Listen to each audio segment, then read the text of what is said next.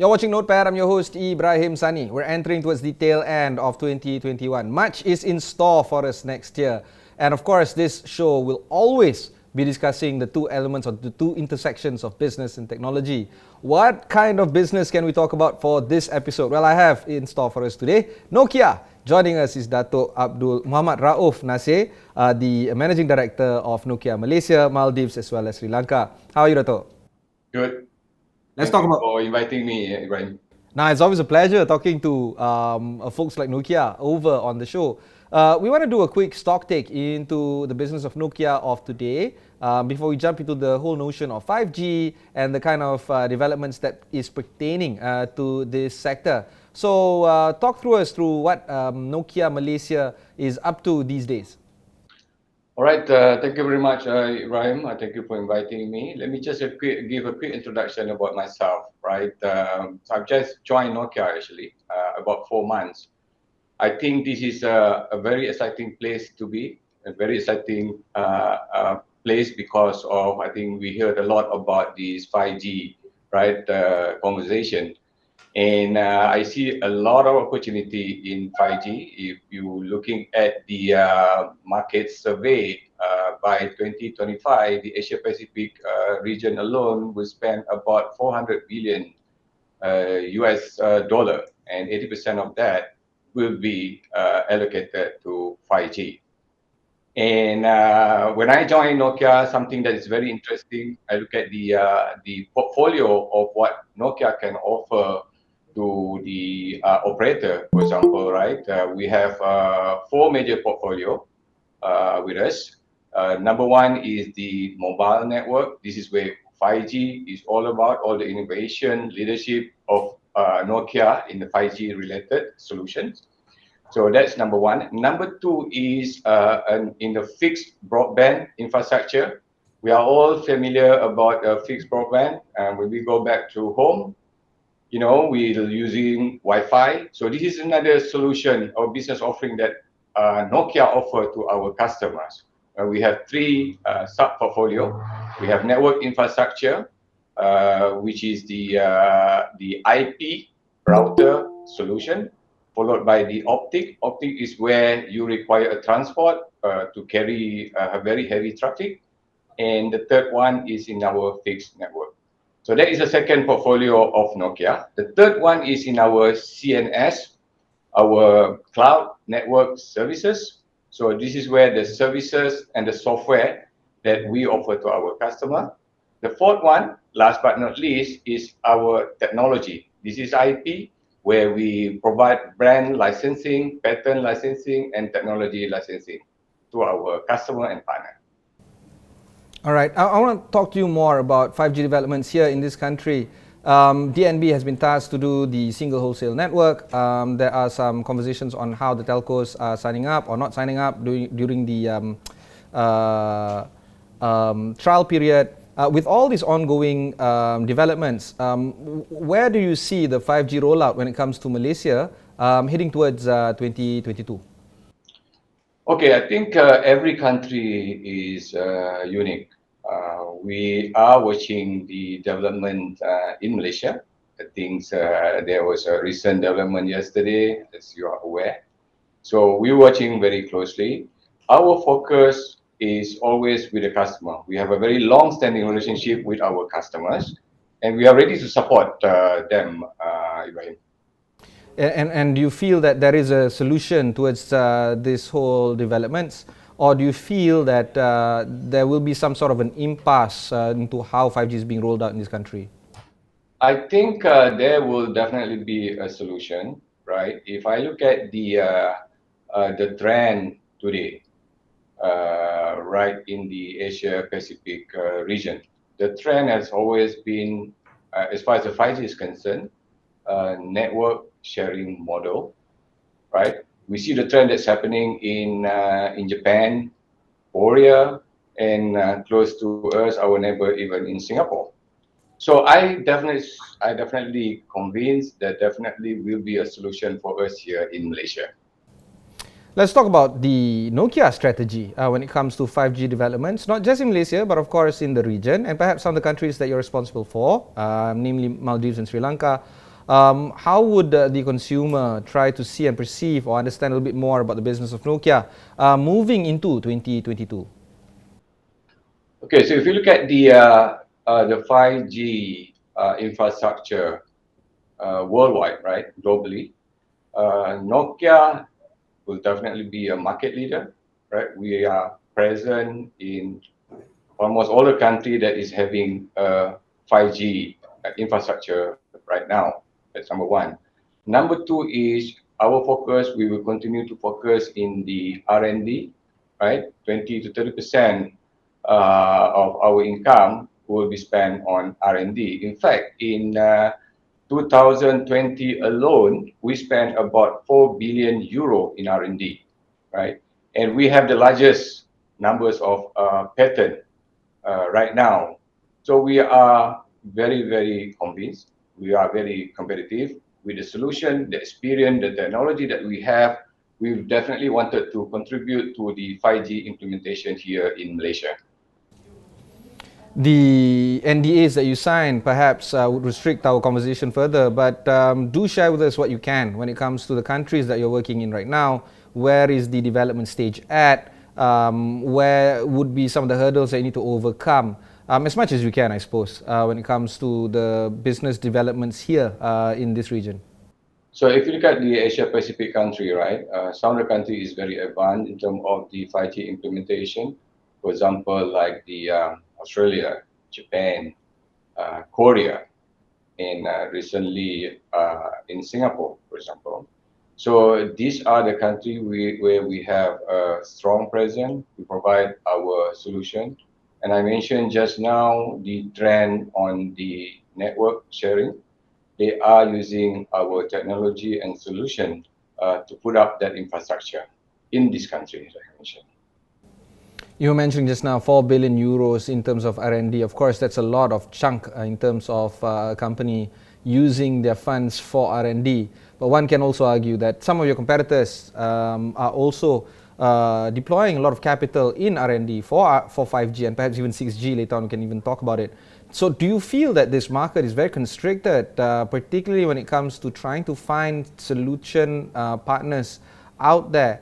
Do you feel that you're facing quite a competitive market to a point where it becomes very homogeneous in the types of solutions that you provide? So how do you distinguish yourself from your competitors? See, if you look at in terms of the product roadmap, the sustainability of the company, there are a lot of indication that you can get out from the investment on R&D alone. For example, right, in the case of Nokia in 2020, we spent about 4 billion euro. So if you convert into Malaysian ringgit, that's about 20 billion ringgit, right, was invested in the R&D. So we have a lot of innovation that is coming. And if like what I said earlier, in terms of the number of patents, we have the most number of patents, right? If you compare to our peers and people that are involved in this technology.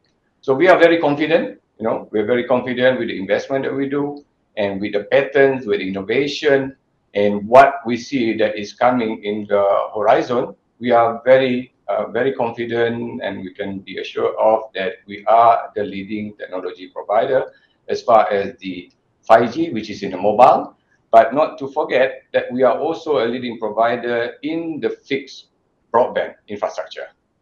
So Nokia is not just limited, having a solution in the mobile broadband infrastructure. We also have a solution in the fixed broadband infrastructure. I think the fixed is like, when you go back home and you turn on your Wi-Fi or your handphone and you connect yourself to the Wi-Fi. So we have that kind of solution as well, not just in a mobile broadband, but also in the fixed broadband.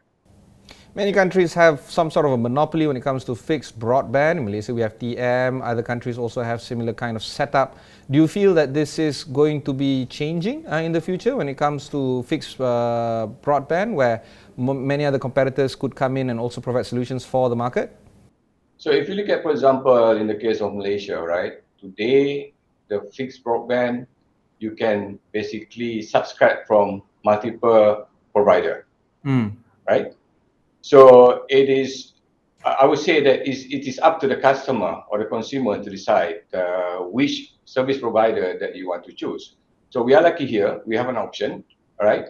And depending on the services provided by the service provider, then we will decide. And also the cost is also a very important factor, right? So I think in the case of Malaysia, we are lucky. We have a choice. Yeah. All right, we'll go for one short break before we continue our conversation with Datuk Rauf of Nokia Malaysia.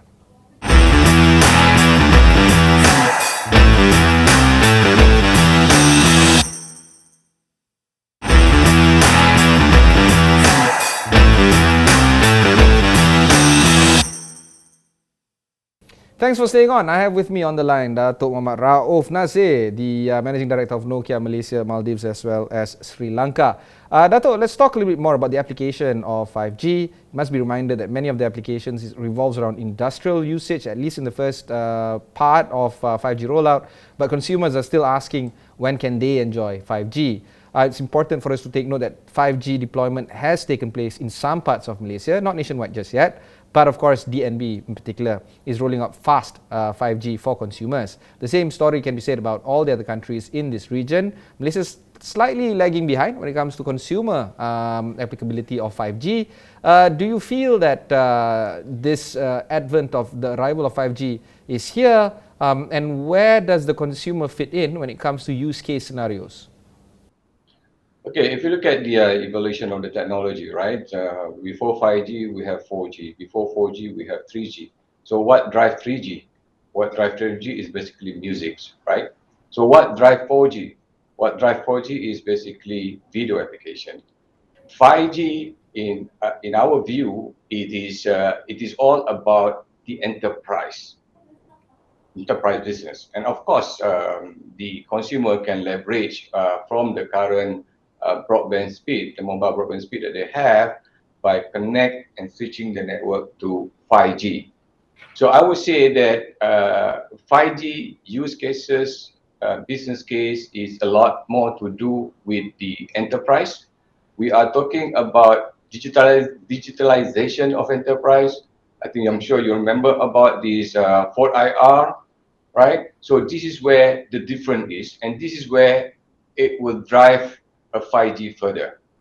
Consumer is given, right? Today, I think with the speed that we have, and of course, with a better speed, in this case, we're talking about minimum 100 Mbps, it will definitely serve the consumer better. But I think the real case and the business case of 5G is really in the enterprise. When I talk about enterprise, I'm talking about the industry like manufacturing, transportation, which in this case port, airport, seaport, right, oil and gas. So these are basically the industry that I refer to as enterprise. Some of the key features or the upside, of course, is in integrated manufacturing, integrated farming, real-time usage from traffic, V2V, vehicle to vehicle, V2X, vehicle to everything. These are all, or autonomous vehicle, these are all very interesting solutions that can be rolled out. In fact, if I recall correctly, the first kind of experimentations that I have witnessed myself was in the 2018 CES in Las Vegas. And that was like 4 years ago now. We're entering into 2022. I fear that while all these test case or use case scenarios are all possibilities for many countries to enjoy, I'm not just talking about Malaysia, of course, it seems like the industrial rollout is still, or the enterprise rollout is still quite far behind. Do you feel that this is there's still a lot of untapped opportunities for enterprise or for government, local council to tap into? Where do you see areas where we could see an accelerant deployment of these solutions that we see 4 years ago, 3 years ago in terms of the use case scenario? Do you feel that many countries are still missing out on the opportunities of having this rollout at the enterprise level? Well, I think a lot of, if I look at the country in the region, they are also at the start, at the beginning of the implementation of the 5G. And I see it will go up to that, the value change from consumer to the enterprise. And with this fourth industrial revolution, right, the IoT, all the sensors, and a lot of industry, for example, that I talked to in the oil and gas, for example, they're talking about remote operation, autonomous operation. And I think we've been hearing about the autonomous vehicle, right? So we are actually moving toward that direction. If I look at and share with you, for example, the phases of 5G, I would say rollout, it started with the enhanced mobile broadband, and this is where the consumer is. And the second one is the machine-to-machine kind of connectivity. And last but not least, we're talking about very low latency mission critical application like autonomous car, right? This is a very mission critical, and the millisecond or sub-second is very important to avoid anything that happened to that particular in this example. Yeah. One other area that you haven't touched upon is Medtech or health tech, where of course because of the pandemic it has brought to light the kind of solutions that is deeply needed. Not just about the management of COVID or other pandemic related issues, but elective cases, anywhere from heart surgery, anywhere other than healthcare, mental health care issues. All of this could be further revolutionized in terms of providing solutions for patients that might need these kinds of benefits or solutions. Do you feel that countries around the world and in this region could further reinvigorate their solution finding in medtech and health tech using 5G as the enabler? Yeah, I think definitely there is definitely a great potential in that particular area. I mentioned about currently a lot of people looking at 5G as the enhanced, mobile broadband. And the promise of 5G is the IoT machine to machine. And the next promise is the low latency. This is where a mission critical operation that can make use of the current 5G infrastructure because of the fact that they have a very low latency. Yeah, I think this is where the application of what you just mentioned will be basically available. I think something that you will probably not see today, we will probably see a common in the near future to come. All right, Dato', we'll go for one more short break before we continue on with Nokia Malaysia.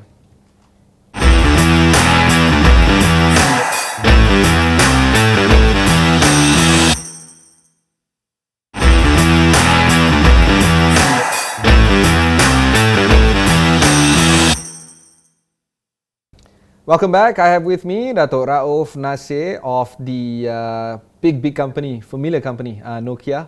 There are talks already of 6G while we're busying ourselves with 5G rollout.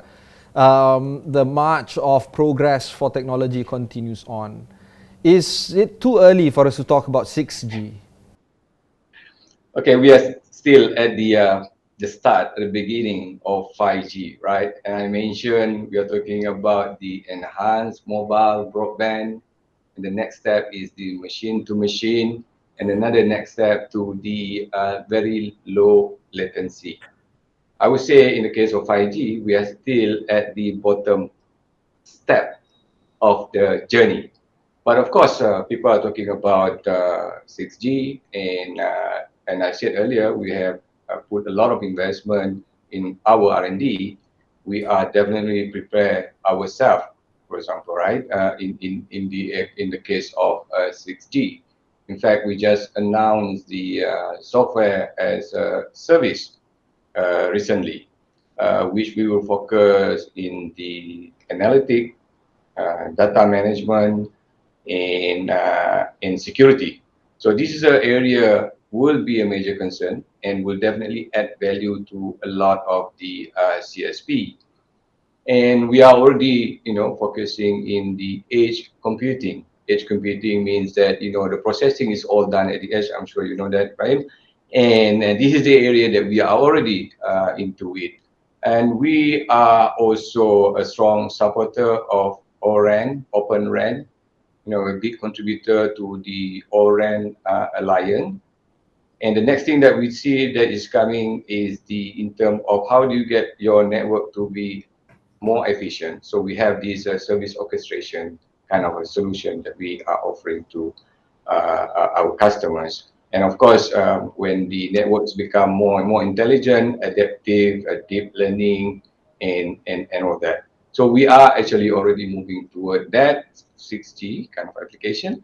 But I think the 5G is where we need to start off with, right? I think I don't think we are far away from any other countries, and I think we can catch up. Definitely, we can do that. Yeah. All that you mentioned just now, it's extremely and deeply interesting. Perhaps I'm more attuned to these kind of items and therefore I find it interesting. Edge computing, SaaS, and one thing that I just read very recently, like a few days ago, digital human as a service. It's basically androids talking like humans, helping out consumers or clients to address their issues.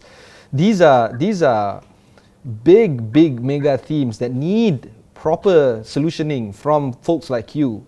Do you feel that Nokia has the wherewithal to actually pull this off in terms of software as a service, edge computing, frontier computing or edge computing? Do you feel that these are the kind of future business pillars that Nokia must lean on so that you can continue to provide excellent solution to the market? Yeah, I definitely think so. Nokia is basically ready. You can basically get that indication from the fact that the spending on the R&D. I mentioned earlier, we spent about 20 billion ringgit R&D in 2020 alone, and 20 to 30% of our income is also been allocated for the R&D. So R&D is very important. We are talking about what is coming in the future and the trend and direction. And Nokia definitely, with the kind of investment that we make in R&D, we are definitely ready to provide that kind of solution in the future. Fantastic. Any final words, Datuk? Well, I think, like I said, this is a very exciting time. A lot of excitement. Everyone is talking about 5G. We are the market leader right now. We have 204 commercial 5G sites.